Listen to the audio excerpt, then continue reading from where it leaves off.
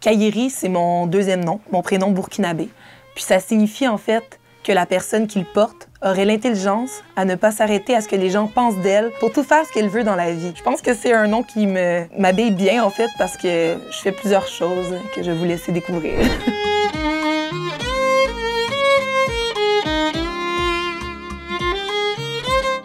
Salut, c'est Kayeri. Je suis musicienne, auteure, compositrice, interprète et boxeuse et nous sommes ici pour la Converse. Je suis très chanceuse d'avoir rencontré la musique très tôt. À 7 ans, je jouais du violon, je faisais aussi beaucoup de sport. Plus jeune, c'était le sport et l'art qui me permettaient en fait de garder le cap, là, parce que c'était pas toujours évident, jusqu'à ce que je déménage à Montréal pour venir étudier en musique. Puis là, il y a un univers incroyable qui s'est ouvert devant moi. J'ai commencé à jouer avec des groupes, j'ai commencé à voyager avec ma musique. À Montréal, j'ai découvert un sport extraordinaire qui a changé ma vie, puis c'est la boxe olympique. Ça fait déjà 12 ans, je pense que j'en fais. Dans mon histoire, j'avais comme arrêté le sport au cégep. Puis bon, sans vous épargnant des détails, il m'est arrivé des choses plus difficiles qui m'ont amenée en dépression, en fait. Puis j'avais pris beaucoup de poids parce que, bon, je mangeais mes émotions. Puis la boxe, ça m'a permis de reprendre possession de mes moyens, puis d'avoir une discipline, puis de retrouver la santé. La boxe même me donnait envie de dépasser mes limites, dépasser mes peurs, puis de faire de la musique, d'écrire des paroles, puis de partager mon art avec les gens. Vraiment, là, moi, ça a changé ma vie, de ressentir de la force. Éventuellement, je suis montée sur un ring, j'ai commencé à faire des combats.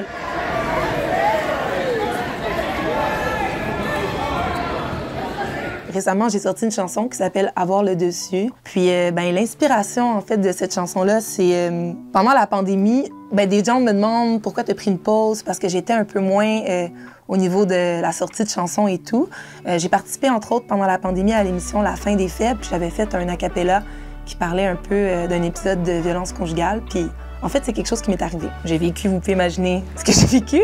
Mais à un moment donné, je me suis dit, OK, là, ça fait partie de ton histoire. Qu'est-ce que tu fais avec ça? C'est là que j'ai découvert qu'au final, je peux faire le choix de... Oui, on est une victime, mais pas que ça me ralentisse, puis de quand même foncer, réaliser mes rêves, puis essayer des nouvelles choses, puis de grandir. Puis moi, c'est l'art que j'ai choisi pour exprimer cette souffrance que j'ai vécue. Je suis prête à en parler sans tabou parce que qui aurait cru qu'à une boxeuse, ça peut arriver? Mais oui, ça m'est arrivé. Puis même, j'ai découvert que dans les sports de combat, il y a beaucoup de femmes à qui ça arrive dans les domaines artistiques. C'est quelque chose qu'on parle pas assez. Suite au fait que ça me soit arrivé, puis j'en ai parlé un peu dans mon réseau, dans les gens autour de moi, puis je réalise que c'est quelque chose qui arrive malheureusement à beaucoup de personnes. Des fois, ça peut aller jusqu'à la violence physique, mais il y a tout le avant aussi.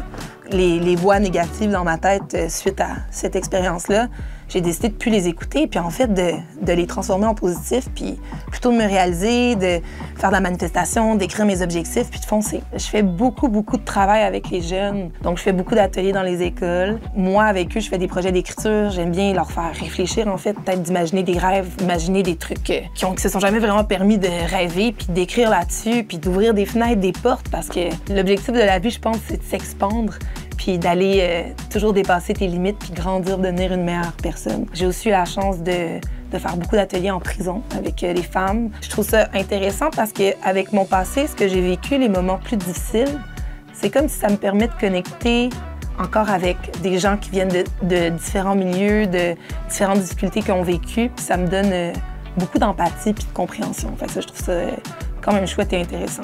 Mon message pour les jeunes qui me regardent, c'est vraiment, là, tu peux faire tout ce que tu veux dans la vie. Là. Il n'y en a pas de limite. Les limites, c'est une invention humaine. T'sais. Quand tu penses à tous les grands inventeurs, toutes les grandes technologies, c'est des gens qui ont réussi justement à voir outre. Puis en fait, c'est intéressant, quand il y a une limite, c'est de l'analyser puis voir comment s'adapter pour continuer de s'expandre. Fait que moi, je te dirais, peu importe ce que les gens disent, suis ton cœur, puis comme, vas-y, fonce, réalise tes rêves.